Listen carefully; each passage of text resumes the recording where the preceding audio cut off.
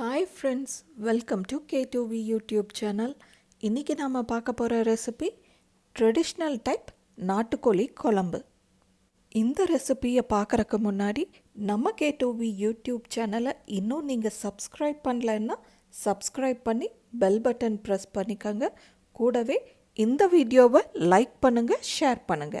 இப்போ வீடியோக்குள்ள போலாம். கடாய் நல்லா சூடானதுக்கப்புறம் 2 டேபிள் ஸ்பூன் அளவுக்கு நல்லெண்ணெய் விட்டுருக்கேன். இது கூடவே ஒரு கைப்பிடி அளவுக்கு சின்ன வெங்காயம் சேர்த்திக்கலாம்.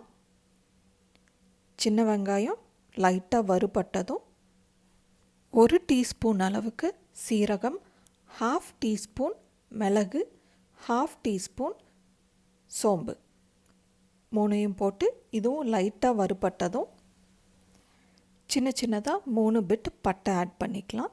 இது கூடவே 4 கிராம்பு ஆட் பண்ணிக்கலாம்.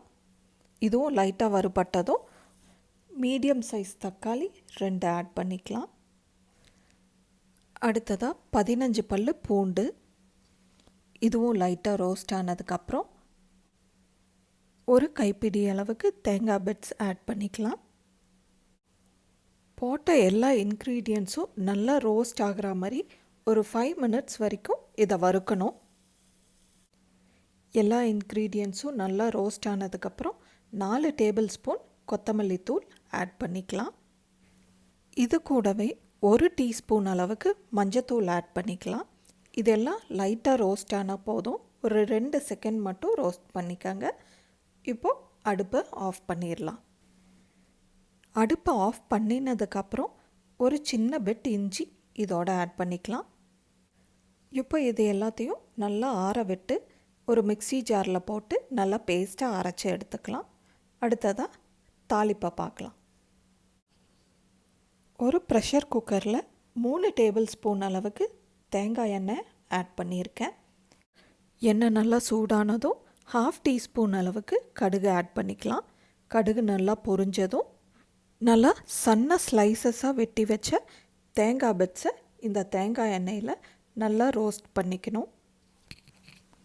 போட்ட தேங்காய் பிட்ஸ் நல்லா இப்படி கோல்டன் ப்ரௌனாக டர்ன் ஆனதுக்கப்புறம் நம்ம மையாக அரைச்சி வச்ச அந்த பேஸ்ட்டை இதோட ஆட் பண்ணிக்கலாம்.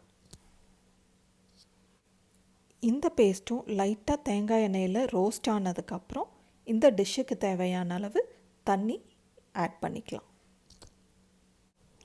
ட்ரெடிஷ்னல் டைப் நாட்டுக்கோழி குழம்பு நல்லா லூஸாக இருந்தால் தான் டேஸ்ட் நல்லா இருக்கும். அதனால் நான் கொஞ்சம் நிறையாவே தண்ணி இதோட ஆட் பண்ணிக்கிறேன். அடுத்ததாக இந்த டிஷ்ஷுக்கு தேவையான அளவு மிளகாய்த்தூளும் உப்பும் ஆட் பண்ணிக்கலாம். நான் ஆல்ரெடி மட்டன் குழம்பு ரெசிபிலேயே சொன்னது தான் இது.